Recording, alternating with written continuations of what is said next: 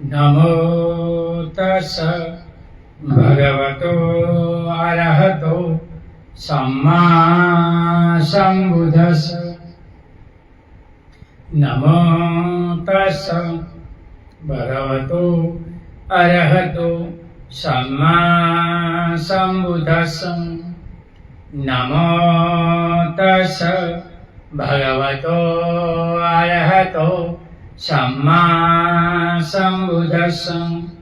बुद्धं शरणं गच्छामि, धम्मं शरणं गच्छामि, संघं शरणं गच्छामि, द्वितीयंपि तृतीयंपि बुद्धं शरणं गच्छामि, धम्मं शरणं गच्छामि, संघं शरणं गच्छामि। इतिपिसो भगवा अरहं सम्मा बुद्धो विजाचरण संपन्नो सुगतो लोकविदु अनुत्तर पुरुषधम्म सारथि सत्थ देवमनुष्यानं बुद्धो भगवन्। स्वाखातो भगवता धम्मो सन्दिठिको अकालिको येहि पाशिको औपनायिको पश्चातं वेदितावो व्युतुहि। सुपटिपन्नो भगवतो सावकसङ्गो उजुपटिपन्नो भगवतो सावकसङ्गो सामीचिपटिपन्नो भगवतो सावकसङ्गो न्यायपटिपन्नो भगवतो सावकसङ्गो। यदिदं चत्वारि पुरुषयुगानि अष्टपुरुषपूगल एष भगवतो सावकसङ्गो। आहुनेयो पाहुनेयो दक्षिणीयो अंजलिकरणयो अनुत्तरं प्रियं खेतं लोकशाति। साधु साधु साधु। वर्षावास में अमरबोध विहार सुरेंद्रनगर गुजरात से भिक्षुपति श्रेष्ठी बुद्धि सत्य डॉक्टर भीमराव आंबेडकर लिखित ग्रंथ भगवान बुद्ध और उनका धम्म पढ़ रहे। भाग 5वां का दूसरा भाग का तीसरा पेटा भाग भिक्षु और ब्राह्मण। क्या भिक्षु और ब्राह्मण में कुछ अंतर है? क्या दोनों एक ही है? इस प्रश्न का भी उत्तर नकारात्मक है। इस विषय में चर्चा भी की है। एक स्थल पर नहीं मिलेगी, अनेक स्थल मिलेगी। बुद्ध वचनों जगह जगह पर बिखरी पड़ी है, लेकिन दोनों में जो अंतर है वह आसानी से देखा जा सकता है। एक जगह एकत्र किया जा सकता है। एक ब्राह्मण पुरोहित होता है। उनका मुख्य कार्य किसी के जन्म, विवाह, मरण आदि का अनुष्ठान करना है। यह एक आवश्यक हो जाता है, क्योंकि कहीं नहीं माना जाता कि आत्मा मूलतः पाप से लिप्त में है और उनसे निर्मल कर निष्पाप बनाना है, और क्योंकि आत्मा तथा परमात्मा का अस्तित्व ही स्वीकार किया जाता है। इन अनुष्ठानों के कराने के लिए पुरोहित होना चाहिए। एक भिक्षु न तो किसी मूल पाप में विश्वास करता है, न आत्मा या परमात्मा में, इसलिए उसे कोई संस्कार कराने के लिए इसलिए एक भिक्षु पुरोहित नहीं होता। ब्राह्मण पैदा होता है, भिक्षु बनता है। ब्राह्मण की जाति होती है, भिक्षु की कोई जाति नहीं होती। एक बार ब्राह्मण के घर पैदा हो गया, जन्म भर के लिए ब्राह्मण। कोई पाप, कोई जुर्म ऐसा नहीं जो ब्राह्मण को अब्राह्मण बना सके। लेकिन एक बार भिक्षु बन जाने पर आवश्यक नहीं होता है कि वह भिक्षु जन्म भर के लिए भिक्षु ही बना रहे। भिक्षु जन्म भर के लिए भिक्षु बना रहे। एक भिक्षु बनता है, किंतु यदि वह कभी कोई बात कर बैठे जो उनके भिक्षु बनने देने के अयोग्य है, तो वे भिक्षु नहीं रह सकता। ब्राह्मण बनने के लिए किसी प्रकार की कोई मानसिक या नैतिक शिक्षा की अनिवार्य नहीं है। ब्राह्मण ने जिस बात की आशा केवल की जाती है वह है धार्मिक शास्त्र का अनुष्ठान। भिक्षु की बात इसे सर्वथा प्रतिकूल है। मानसिक तथा नैतिक शिक्षण उनका जीवन प्राण है। एक ब्राह्मण जितनी चाहे उतनी संपत्ति कर सकता है, भिक्षु नहीं कर सकता। यह कोई छोटा फर्क नहीं है। मनुष्य की मानसिक और नैतिक स्वतंत्रता पर विचार के क्षेत्र में भी और कार्य के क्षेत्र में भी संपत्ति कड़े से कड़े प्रतिबंध का काम करती है। इससे दो प्रवृत्तियों में संघर्ष पैदा होता है। इसलिए ब्राह्मण हमेशा परिवर्तन का विरोधी रहा है, क्योंकि इनके लिए परिवर्तन का मतलब है शक्ति की हानि और धन की हानि। संपत्ति विहीन भिक्षु मानसिक और नैतिक तौर पर स्वतंत्र होता है।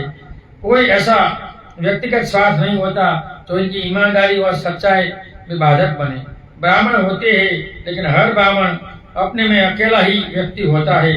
कोई ऐसा धार्मिक संगठन नहीं जिनके वह अधीन हो। हर ब्राह्मण अपना कानून आप है। हाँ, ब्राह्मण आपस में भौतिक स्वार्थों से अवश्य बंधे हुए हैं। दूसरी ओर एक भिक्षु हमेशा संघ का सदस्य होता है। यह कल्पना से परे की बात है। इसलिए जो भिक्षु संघ के साथ है, संघ में पढ़ा लिखा है, ऐसे भिक्षु को स्वीकारना चाहिए, बाकी नहीं स्वीकारना चाहिए। लेकिन हम तो गुजरात के लोग बाबा है, तो बाबा को ही स्वीकारते हैं और अच्छे कौन भिक्षु है पता नहीं। इनकी वजह से बाहर से आकर ये बाबा कार्यक्रम कर चले जाते हैं और लोगों को वो बाबा अच्छा लगते हैं। कोई भिक्षु को और संघ का सदस्य न हो। भिक्षु आपका कानून होता है, वह संघ के अधीन होता है। वह संघ एक आध्यात्मिक संगठन है और संघ इनके पर पगला ले सकता है, तो ब्राह्मण पर कोई पगला नहीं ले सकता। तीसरा समाप्त। चौथा, भिक्षु और उपासक। धम्म में भिक्षु के धम्म और उपासक के धम्म में स्पष्ट रूप से विभाजक रेखा खींची है। भिक्षु को स्त्री विहीन रहना होता है, उपासक को नहीं। वो शादी कर सकता। भिक्षु शादी नहीं कर सकता, उपासक शादी कर सकता है। भिक्षु का कोई घर नहीं हो सकता है, भिक्षु का कोई परिवार नहीं हो सकता है। उपासक के लिए आवश्यक है कि उपासक का घर हो सकता है और इनका परिवार हो सकता है। भिक्षु का कोई संपत्ति नहीं हो सकती, लेकिन गृहस्थ की संपत्ति हो सकती है। वह संपत्ति रख सकता है। भिक्षु के लिए प्राणी हत्या अनिवार्य तौर पर वर्जित है। गृहस्थ के लिए वह आस्था विशेष जीव हत्या भी कर सकता है। जो पंचशील के नियम दोनों के लिए समान है, लेकिन भिक्षु के लिए वे व्रत रूप में वह उन्हें तोड़ेगा तो दंड का भागी होगा। उपासक के लिए अनुकरणशील मात्र है। देखो, बहुत से लोग बोलते हैं ये व्रत के बारे में, तो पढ़ लो पेज नंबर 338। भिक्षु के लिए पंचशील का पालन अनिवार्य विषय है। गृहस्थ के लिए अपने आप विवेक पर निर्भर करता है। बुद्ध ने दोनों के धम्म में ऐसा भेद क्यों रखा? इसके पीछे कोई न कोई खास कारण होना चाहिए, क्योंकि बिना विशेष कारण से तथागत भगवान ने कभी भी कुछ करने वाले नहीं थे। कहीं भी उनका कारण तथागत भगवान ने स्पष्ट रूप में नहीं कहा है। यह हमारे अनुमान का विषय है। तो भी यह आवश्यक है कि यह विभाजक रेखा का कारण स्पष्ट समझ में आ जाए। इसमें कोई संदेह नहीं कि भगवान बुद्ध ने अपने धर्म का इसी पृथ्वी पर धर्म राज्य स्थापित करना चाहते थे। इसलिए उन्होंने सभी को अपने धर्म का उपदेश दिया, भिक्षुओं को भी और गृहस्थों को भी। तो बुद्धिज्म में धर्म राज्य संसार में है। इस धर्म राज्य में तुम्हें पवित्र जीवन जीना होता है, और पवित्र जीवन उपोषण के बिना नहीं होता। इसलिए उपोषण व्रत अधिष्ठान करना होता है। व्रत का मतलब कि अधिष्ठान नक्की करना है, वो करना है, नहीं करेंगे तो दोष होगा। लेकिन भगवान यह भी जानते थे कि सर्व सामान्य मनुष्यों को धर्म का उपदेश देने मात्र से वे उनके आदर्श समाज की स्थापना न कर सकेंगे, जिनका आधार एकमात्र धर्म होगा। आदर्श के लिए व्यावहारिक होना आवश्यक है। इतना ही नहीं, लोग को व्यावहारिक लगना है चाहिए, तभी तो उस तक पहुंचने का प्रयास कर सकते हैं। इस तरह का प्रयत्न भी तभी आरंभ हो सकता है तब लोगों के सामने उस आदर्श का आश्रित प्रस्तुत हो, समाज का यथार्थ रूप को हो, जिससे सर्वसामान्य जनता भी यह समझ सके कि आदर्श कोई व्यावहारिक नहीं था, बल्कि ऐसा था कि जो साकार हो सके। भगवान बुद्ध ने जिस धर्म का उपदेश दिया, संघ उसी का एक साकार सामाजिक नमूना है। यही कारण है कि भगवान बुद्ध ने भिक्षु के धर्म और एक उपासक के धर्म में विभाजक रेखा खींची है। भिक्षु बुद्ध के आदर्श समाज की मिसाल थी और उपासक को यथा सामर्थ्य अनुकरण करना है। तो भगवान बुद्ध ने भिक्षु संघ क्यों बनाया? इस संसार की सेवा के लिए, एक आदर्श जीवन के लिए और नीतिमता त्यागमय जीवन के लिए। ये तीन होगा तो ही भिक्षु आदर्श होगा। लेकिन यहाँ तो सब बाबा में से आते हैं, तो इसको सब भिक्षु बाबा दिखते हैं। तो भिक्षु का आचरण देखना चाहिए, लेकिन ये लोग नहीं देखते। क्या करें, ये तो परिस्थिति है गुजरात की, इसलिए तो भिक्षु बढ़ते नहीं है। 3 भिक्षु है पूरे गुजरात में। एक प्रश्न और भी है, और वह यही है कि भिक्षु का जीवन कार्य क्या है। क्या भिक्षु जीवन व्यक्तिगत साधना के लिए है, अथवा उसे लोगों की सेवा तथा मार्गदर्शन भी करना है। देखो, भिक्षु का जीवन व्यक्तिगत साधना के और लोगों की सेवा और मार्गदर्शन तीनों बताया है। ये दोनों ही उनके जीवन कार्य है। बिना व्यक्तिगत साधना के वह नेतृत्व तो नहीं कर सकता। इसलिए भिक्षु को व्यक्तिगत धर्म साधना, विपश्यना, ध्यान साधना करनी चाहिए। लेकिन हम देखते हैं कोई भिक्षु कुछ करते नहीं, विपश्यना में जाते नहीं, ध्यान साधना करते नहीं, लोगों को सिखाते नहीं, तो परिवर्तन कैसे होगा। न सामने शिविर होती है, न दीक्षा कार्यक्रम होता है बिहारों में। जो जिम्मेदारी भिक्षु की थी वो उपासक कर रहा है, और उपासक का काम भिक्षु कर रहा है। इसलिए उसे अपने में एक संपूर्ण सर्वश्रेष्ठ धम्म प्रवण और प्रज्ञावंत व्यक्ति बनना ही होगा। इनके लिए व्यक्तिगत साधना करनी होगी। एक भिक्षु गुरु त्याग करता है या संसार त्याग नहीं करता। वह अपने घर को इसलिए छोड़ता है ताकि उसे उन लोगों की सेवा करने का अवसर और मौका मिल सके जो अपने अपने घरों में चिंता में पड़े हैं, जिन्हें चैन नहीं और जिन्हें सहायता की अपेक्षा है। इनको भिक्षु को सहायता और मार्गदर्शन देना चाहिए। तो जो जो दुखी है वो भिक्षु के मार्गदर्शन दे मांगेंगे तो भिक्षु के मार्गदर्शन देंगे। हम अमावस्या पूर्णिमा को मार्गदर्शन देते हैं, वो भी फ्री में, जिनको लेना है वो आकर ले सकते हैं। करुणा जो कि धर्म का सार है, धर्म का सार है, धर्म का तकाजा है कि हर व्यक्ति दूसरों से प्रेम करे और दूसरों की सेवा करे। भिक्षु इस कार्य से मुक्त नहीं। देखो, भिक्षु को संसार की सेवा करनी चाहिए, मार्गदर्शन करना चाहिए, ये बात है। लेकिन यहाँ तो कुछ करते नहीं है। व्यक्तिगत साधना में चाहे कोई कितना भी ऊंचा क्यों न हो, यदि कोई भिक्षु पीड़ित मानवता से उदासीन है तो भिक्षु नहीं है। वह दूसरा और भी कुछ हो सकता है, किंतु भिक्षु नहीं ही है। तो पीड़ित मानवों को, जो दुखी मानव है, इनको मार्गदर्शन करना ये भिक्षु का कर्तव्य है। इसलिए भिक्षुओं को संसार को मार्गदर्शन कर इनकी सेवा करना चाहिए। यहाँ दूसरा भाग पूर्ण हुआ। 5वां भाग का तीसरा भाग शुरू। भिक्षु के कर्तव्य, धर्मांतर करना भिक्षु का कर्तव्य। जो बाबा साहब बोलते हैं धर्मांतर करना भिक्षु का कर्तव्य है, लेकिन ये उपासक कर रहे हैं। जो काम भिक्षु को करना है वो गुजरात में उपासक कर रहे हैं, इसलिए धर्म आगे नहीं बढ़ता। जो काम उपासकों का है वो भिक्षु कर रहे हैं, जैसे विधि विधान। तो ये सब प्रॉब्लम है, इसलिए धर्म आगे नहीं बढ़ता। और सारे गमन शिविर के बाद ये दीक्षा कार्यक्रम होना चाहिए, लेकिन ये नहीं होता, इसलिए ये सब प्रॉब्लम होता है। तो हर जगह पहले गुजरात में शरण गमन शिविर करना चाहिए। शरण गमन शिविर से ही धर्म आगे बढ़ सकता है। यश कुल पुत्र और उनके मित्रों के धर्म में दीक्षित हो जाने का समाचार दूर दूर तक फैल गया। परिणाम यह हुआ कि ऊंचे से ऊंचे कुलों के कुल पुत्र और उनके निचले दर्जे के कुलों के भी कुल पुत्र भगवान के पास शिक्षा ग्रहण करने और बुद्ध का धर्म की शरण ग्रहण करने के लिए आने लगे और बड़ी लाइन लगने लगे। बुद्धिजीवी और पैसे वाले लोग इसमें आने लगे। धर्म की शिक्षा ग्रहण करने के लिए भगवान तथागत के पास बहुत लोग आने लगे। भगवान बुद्ध जानते थे कि हर किसी को व्यक्ति दीक्षा देना उनके लिए आसान नहीं। उन्हें इसकी भी आवश्यकता अनुभव हुई कि रोज रोज बढ़ती हुई प्रवजितों को एक संघ में संगठित कर दिया। इसलिए उन्होंने प्रवजितों को संघ का सदस्य बना दिया और अनुशासन क्रम या शिष्य से अपेक्षा नियम भी बना दिए जो विनय कहलाए। संघ के सदस्यों के लिए विनय के नियमों का पालन अनिवार्य था।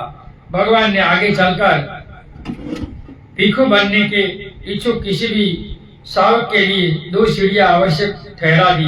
पहली आवश्यकता है उसे प्रवचित होना, यानी श्रामणेर बनना, और इसके बाद भिक्षु बनना। पहले तो 3 परंपराएं थे। पहले अनागारिक 3 साल रहते सफेद वस्त्र में, और इसके बाद 3 साल श्रामणेर बनते, और इसके बाद 5 साल भिक्षु बनकर जीते थे। तब जाकर अकेले स्वतंत्र काम कर सकते थे। और एक प्रवचित की हैसियत से उसे कई वर्षों तक किसी भिक्षु की देखरेख में रहना होता था, तब उनका शिक्षण समाप्त होता, जो उसे उपशमन होने की अनुमति मिलती। लेकिन यह भी कि उसे उसके परीक्षक इस विषय में अपने संतोष कर लेते थे कि वह संघ का सदस्य बनने के योग्य है। धम्म प्रचार की आरंभिक अवस्था में इस तरह की व्यवस्था करने की गुंजाइश न थी। इस समय तथागत ने उन्हें भिक्षु बनाया और चारों दिशाओं में धम्मदूत की हैसियत से धम्म प्रचार करने के लिए भेजा। उन्हें धम्म प्रचार विदा करने के पूर्व भगवान ने कहा, भिक्षु में जितने भी दिव्य तथा मनुष्य बंधन है उन सभी से मुक्त हूँ। तुम भी भिक्षुओं में जितने भी दिव्य तथा मानुष बंधन है उन सब से मुक्त हो।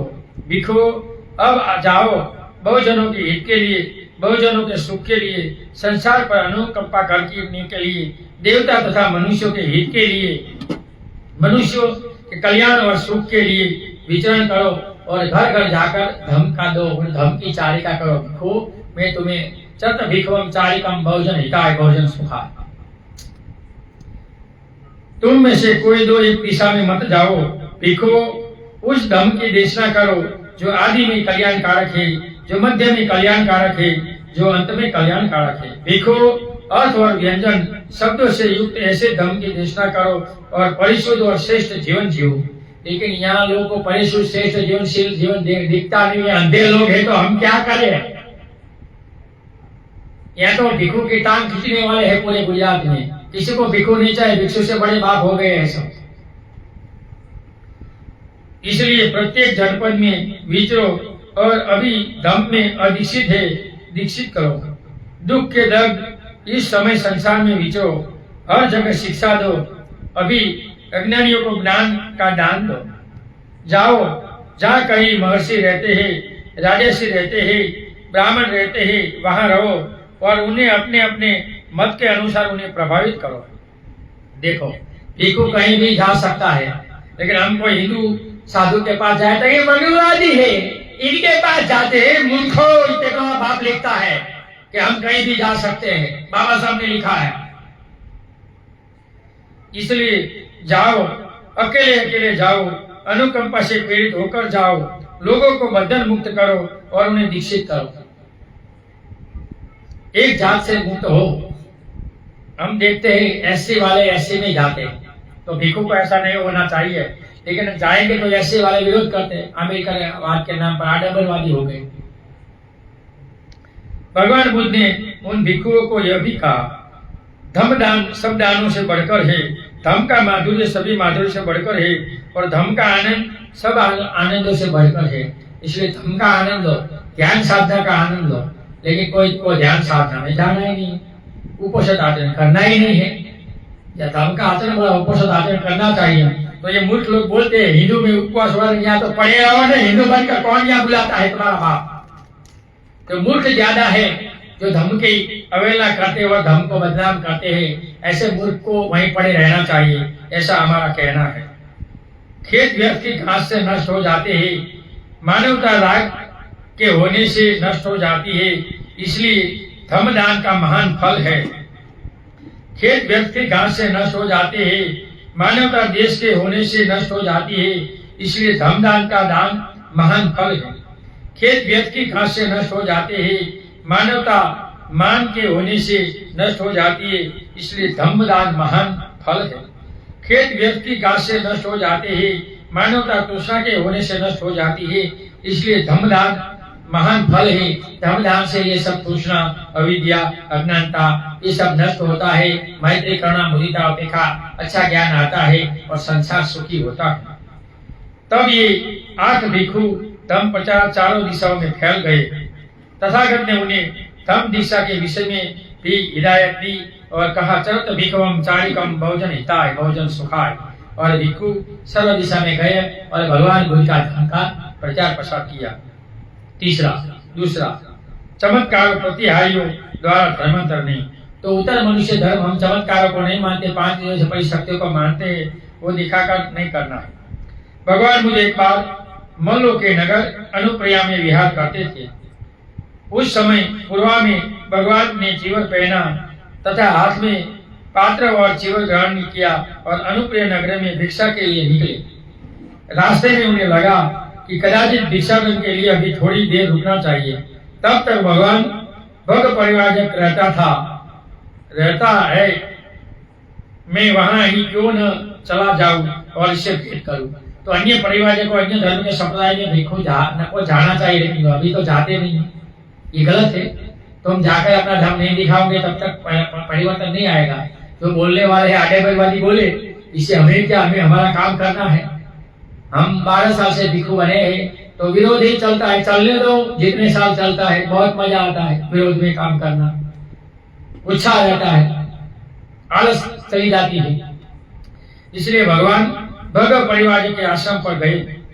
भगवान ने तब भगव परिवार ने भगवान तथागत को कहा, भगवान आप पधारे, भगवान आपका स्वागत है। आपने चीरताल के बाद इधर आने की अनुकंपा की, बहुत समय बाद आप मेरे आश्रम में पधारे हैं, आपका स्वागत है भगवान, आपका स्वागत है। आप कृपया आसन ग्रहण करें, आपके लिए आसन सज्जित है। तब भगवान सुगत वहां विराजमान हुए। भगव परिवारजक भी एक नीचा आसन लेकर पास ही बैठ गया। इसी प्रकार बैठकर भगव परिवार ने भगवान बुद्ध से कहा। तो तब भी बहुत से लोग सन्यासी बनकर सफेद वस्त्र धारण कर धर्म का काम करते थे। अलग अलग संप्रदाय में इनको परिवारजक कहा जाता था। ऐसे ही एक परिवारजक था। कुछ दिन हुए, काफी दिन हुए हैं, श्रमण गौतम सुनत लिखवी मेरे पास आया था। कहता था कि अब मैंने श्रमण गौतम का शिष्य तो त्याग दिया है, क्या जैसा उसने कहा वैसा ठीक है? भगव यह ऐसा ही है जैसा सुनत लिखवी ने कहा है। कुछ दिन हुए, काफी दिन हुए, सुनत लिखवी मेरे पास आया था और कहने लगा, अब मैं तथागत के शिष्यत्व का त्याग करता हूँ, अब मैं तथागत का शिष्य नहीं रहूंगा। जब उसने मुझे यह कहा तब मैंने उससे पूछा, सुनत, क्या मैंने तुम्हें कभी कहा था कि सुनत तुम आओ और मेरा शिष्य बनकर मेरे पास रहो? भगवान नहीं, तो ऐसा अपने नहीं कहा था। अथवा तुमने मुझे कभी कहा कि मैं तथागत को अपना शास्त्र स्वीकार करता हूँ? भगवान नहीं, ऐसा मैंने कभी नहीं कहा। तब मैंने उसे पूछा, जब न मैं ही तुम्हें कहा और न तुमने मुझे कहा, तो क्या मैं हूँ और क्या तुम हो? जो तुम तथागत की बात कर रहे हो, मूर्ख कहीं के, क्या इसे तुम्हारा अपना ही दोष है? मेरा कोई दोष नहीं है। रहना तो रहे, वरना जाओ। सुनक बोला, लेकिन भगवान आपने मुझे सामान्य मनुष्य की शक्ति से परे कोई चमत्कार नहीं दिखाए। सुनक, क्या मैंने कभी तुम्हें कहा था कि सुनक तुम आकर मेरे शिष्य बन जाओ, मैं तुम्हें सामान्य मनुष्य की शक्ति से परे प्रतिहारी यानी चमत्कार दिखाऊंगा? भगवान नहीं, मैंने ऐसा नहीं कहा था। अथवा सुनक, तुमने ही मुझे कभी कहा था कि मैं भगवान का शिष्य तो स्वीकार करता हूँ, क्योंकि भगवान मुझे सामान्य मनुष्य की शक्ति से परे कोई प्रतिहारी यानी चमत्कार दिखाएंगे? भगवान नहीं, मैंने ऐसा नहीं कहा। जब न मैंने तुम्हें कहा और न तुमने मुझे कहा, तो क्या मैं हूँ और क्या तुम हो जो तुमने त्यागने की बात कर रहे हो? सुनक, तुम क्या सोचते हो कि सामान्य मनुष्य की शक्ति से परे प्रतिहारी दिखाए जाए और चाहे न दिखाए जाए, यह मेरे धर्म का उद्देश्य नहीं। जिस लिए मैं धर्म की देशना देता हूँ, मेरे धर्म का यही उद्देश्य है कि जो मेरे धर्म के अनुसार आचरण करेगा वो अपने दुख का नाश करेगा। तो भगवान ने 3 मार्ग दुख मुक्ति का बताया है। पहला मार्ग पवित्रता का, जो 10 से 10 रूपों से धारण कर आप इनका आचरण कर सुखी हो सकते हैं। दूसरा है सदाचार का, सम्यक दृष्टि, सम्यक संकल्प, सम्यक वाचा, सम्यक कर्म, सम्यक आजीविका, सम्यक व्यायाम, सम्यक स्मृति और सम्यक समाधि। और तीसरा मार्ग है सद्गुणों का, जो पारमियता का है, दानशील, निष्ठुर, प्रज्ञा, सत्य, सत्यमेता, अधिष्ठान और उपेक्षा। ये 10 पारमिता है, वो सद्गुणों का मार्ग है। और बोधिसत्व डॉक्टर भीमराव आम्बेडकर वही सद्गुणों के मार्ग के आचरण कर बाहर निकले, इसलिए इसको बोधिसत्व कहा गया। बोधिसत्व संसार को 6 दान देता है। वो बोधिसत्व ने ये इस देश को दान दिया है बाबा साहब। मतदान, शिक्षा का दान, संपत्ति का दान, अभय दान, निर्भय दान और धर्मदान। लेकिन इनके लोगों ने 4 दान लिया, धर्मदान नहीं लिया, इसलिए दुखी है। जब तक वो धर्मदान नहीं लेंगे तब तक वो समाज सुखी नहीं होगा।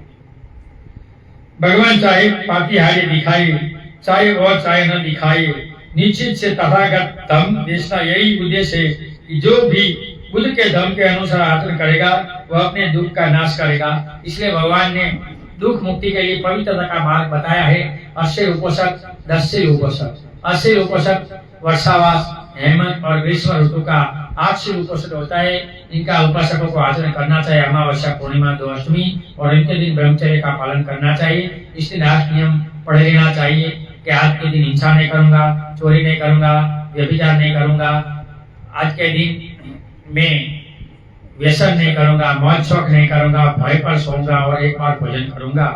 तो ये करने से इनका चित्त सुखी होता है और चित्त से बाद पूर्ण एक बार महीने में 5 भय से मन शांत होता है और मार्ग पर आता है। पहला भय मन में पड़ा है देवी देवता पीर पैगंबर का, दूसरा है भूत प्रेत का, तीसरा है हिंसक पशुओं का, प्राणियों का, और चौथा है लोग क्या कहेंगे और मेरा क्या होगा, और लाशवा है मृत्यु का। तो इस 5 भय मन में पड़ा है, इससे मुक्त होना है, दुख से मुक्त होना है, निर्भय होना है। तो पवित्रता का यानी उपोषण का 10 शील आचरण कर आप सुखी हो सकते हैं और आप जीवन में आगे बढ़ सकते हैं। लेकिन भगव सुनक मुझे कहता रहा, भगवान मैंने सृष्टि के आरंभ का पता नहीं बताया। अच्छा वो सुनक, मैंने तुम्हें कब कहा था कि आज सुनक तुम मेरा शिष्य बन जाओ, मैं तुम्हें सृष्टि के आरंभ का पता बताऊंगा। भगवान आपने नहीं कहा, अथवा तुमने ही मुझे कभी कहा था कि मैं आपका शिष्य बनूंगा क्योंकि आप मुझे सृष्टि का आरंभ का पता बता देंगे। भगवान मैंने नहीं कहा था। जब न मैंने ही तुम्हें कहा और न तुमने मुझे कहा, तो क्या मैं हूँ और क्या तुम हो जो तुमने तथागत त्यागने की बात कर रहे हो? सुनक, तुम क्या सोचते हो, चाहे मैं सृष्टि के आरंभ का पता बताऊं और चाहे न बताऊं? क्या मेरे धर्म का यही उद्देश्य है कि जो मेरे धर्म के अनुसार आचरण करेगा वह अपने दुखों का नाश करेगा। तो 3 मार्ग बताए, पवित्रता का, सदाचार का और सद्गुण का। तो उपासक लोगों को पवित्रता के मार्ग पर चलने का सुखी बनना चाहिए, इसके बाद सद्गुणों का, सदाचार का, और इसके बाद लास्ट में सद्गुणों के मार्ग पर चलना चाहिए। बाबा साहब सद्गुणों के मार्ग पर चलते थे। बाबा साहब ने शील करुणा प्रज्ञा कहा, भगवान बुद्ध ने शील समाधि प्रज्ञा कहा। करुणा का मतलब है दान, सेवा और धर्म का आचरण। तो ये बोझों को करना चाहिए, आम्बेडकरवादी को करना चाहिए, तभी वो आम्बेडकरवादी है, वरना आडंबरवादी। भगवान चाहे आप सृष्टि के आरंभ का पता बताए चाहे न बताए, नीचे से तथागत की धर्म देशना का यही उद्देश्य है कि जो कोई भी तथागत के धर्म के अनुसार आचरण करेगा वह अपने दुखों का नाश करेगा। सुनक, जब धर्म के उद्देश्य की दृष्टि से इनका कोई महत्व ही नहीं है कि चाहे सृष्टि के आरंभ का पता बताया जाए चाहे न बताया जाए, तो तुम्हारे लिए ही इनका क्या मूल्य है कि सृष्टि के आरंभ का पता बताया जाए? ये धर्म का काम नहीं है। धर्म का काम तो मनुष्य का विकास करना है। ये जगत किसने बनाया वो धर्म का काम नहीं है, वो तो अधर्म का काम है। क्योंकि भगवान बुद्ध का धर्म ईश्वर, आत्मा, परमात्मा, ब्रह्म ऐसा कुछ दुनिया में नहीं है, और हम ये बातों को नहीं स्वीकार करते। जो इसको स्वीकार करेंगे वो दुखी होंगे, वो कभी सुखी नहीं होंगे। सुनक, तुमने नाना प्रकार से वज्यों में मेरी प्रशंसा की है। सुनक, तुमने नाना प्रकार से वज्यों में धर्म का प्रशंसा की है। सुनक, तुमने नाना प्रकार से वज्यों में संघ की प्रशंसा की है। सुनक, मैंने तुम्हें बताता हूँ। सुनक, मैं तुम्हें जताता हूँ, बहुत से लोग ऐसे होंगे जो तुम्हारे बारे में कहेंगे कि सुनक ऋषि भगवान तथागत के अधीनता में पवित्र जीवन व्यतीत करने में असमर्थ रहा और असमर्थ होने के कारण उसे श्रेष्ठ जीवन त्याग दिया और हीन जीवन अपना लिया। हे भगव, इस प्रकार मेरे कहे जाने पर सुनक ऋषि इस धम्म विनय को छोड़कर चला गया। ऐसे उनका अकल्याण सुनिश्चित है। मुझे कोई प्रॉब्लम नहीं है, मेरा तो कल्याण ही कल्याण है। मैं कभी दुखी नहीं हूँ। सुनक वही दुखी रहेगा। मैं तो सुखी हूँ, मैं तो सुखी हूँ और मैं तो सुखी हूँ। भगवान तथागत के धम्म विनय को छोड़कर चले जाने के कुछ ही समय बाद सुनक लोगों को यह बताता फिरता था कि भगवान तथागत के धम्म विनय में कुछ भी परा प्राकृतिक नहीं है। तथागत का धम्म अपनी अपनी बुद्धि का एक फल है, और जो कोई इन धम्म को श्रवण करता है उसे दुख का अंत करने के लिए केवल इस धम्म के अनुसार चलना पड़ता है। जो चलेगा वही मुक्त होगा, जो नहीं चलेगा वो मुक्त नहीं होगा। इसलिए ईश्वरवादी धर्म में ईश्वर को मानना पड़ता, आत्मा को मानना पड़ता, ब्रह्म को मानना पड़ता, कर्मकांड को मानना पड़ना, तो तुम मुक्त होगे। ईश्वर के शरण में जाना है। ईश्वर का नीतिमत्ता होना जरूरी नहीं है, तुम्हारा नीतिमत्ता होना जरूरी है। तो यहाँ ऐसा नहीं है। यहाँ ये ईश्वरवादी धर्म नहीं, ये मानव धर्म है, इसलिए यहाँ धर्म का आचरण करना पड़ेगा। इसलिए बुद्धिज्म को जातिवाद से मुक्त करने का धर्म नहीं है। बुद्धिज्म सुखी बनने का धर्म है। इस देश में जातिवाद वर्णाश्रम कभी मिटने वाला नहीं। हर धर्म को ही ब्राह्मणवाद का धर्म तो नड़ेगा नड़ेगा नड़ेगा। अगर ये देश छोड़कर चले जाओ तो कोई प्रॉब्लम नहीं है। तो इसलिए इस देश में रहना है तो सुखी बनना है तो वर्णवाद से बाहर निकलना है तो हिंदू धर्म छोड़ दो और बुद्धिज्म में आ जाओ। यहाँ इसमें कोई जाति नहीं है और इसमें सुख का धर्म है। आचरण करेगा तो सुखी बनेगा। ये धम्म राज्य है, निर्वाण वर्तमान में है, मरने के बाद कुछ नहीं है। मरने के बाद मत सोचो, वर्तमान का सोचो। बुद्धिज्म वर्तमान को मानता है, इसलिए आपको पवित्र जीवन जीना है तो अश्लील दस से उपनिषद करना चाहिए और उपनिषद आचरण से आप पवित्र बनते हो, आप सुखी बनते हो, आप अपने दुखों से मुक्त होते हो, आप में करुणा मैत्री उपेक्षा आती है, आपके चित्त में संतोष आता है और आप सुखी बनते हो। यद्यपि शुनक अपनी समझ में भगवान बुद्ध की निंदा कर रहा था, लेकिन वह जो कुछ लोगों को कह रहा था वह सच ही था, क्योंकि भगवान ने अपने धर्म प्रचार में किसी परामानुषिक बात का, किसी चमत्कार का आदि का कभी कोई सहारा नहीं लिया। बुद्धिज्म में चमत्कार को कोई स्थान नहीं है, चमत्कार के लिए कोई पता नहीं है। बुद्धिज्म में बौद्ध धर्म का जो बुद्धिज्म है वह है मैत्री का ध्यान करना और ये पवित्रता का आचरण करना, वो बुद्धिमत्ता है। इसलिए भिक्षु को भी उपनिषद आचरण कर 227 श्लोक पढ़ना होता है। व्रत या अधिष्ठान लेना होता है कि मैं ये करूंगा। बहुत से लोग व्रत हिंदू शब्द को चाहते हैं, लेकिन गलत है। कोई शब्द किसी कोई धर्म के नहीं होते। बुद्धिज्म का एक ही आदर्श है, संसार नीतिवान बने। तो उपनिषद आचरण से लोग नीतिवान बनेंगे और कुछ नहीं होगा। लेकिन मूर्ख अज्ञानी लोग ऐसे करते रहते हैं, जो निंदा टीका देखते रहते, फ्लाइट उड़ती रहते, तो वो कभी बुद्धिज्म में नहीं आते। ज्यादातर ही भाग साफ अभ्यासी वाले, ये मिथ्या दृष्टि वाले, वो यहाँ इस डिस्ट्रिक्ट में वो कभी बुद्धिज्म में नहीं आएंगे, वह वहीं पड़े रहेंगे। जिनको दो पैर में पैर रखना है तो रखना दो, हम क्या कर सकते हैं, इसे हम कुछ नहीं कर सकते। करो।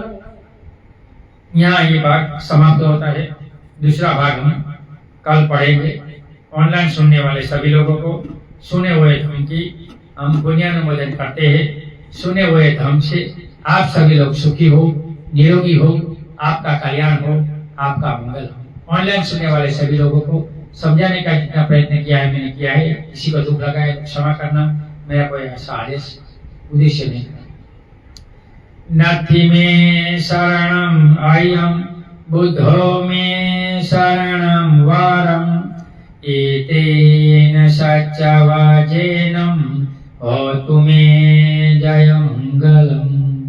नथि में शरणम अयम धम्मो मे शरणम वरम एतेन सच्चवाजेनम होतु मे जय मंगलम।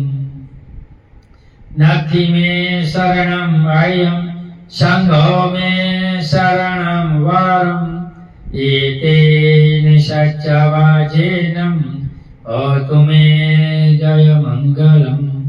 नमो बुधाय, नमो धम्माय, नमो संघाय। साधु साधु साधु।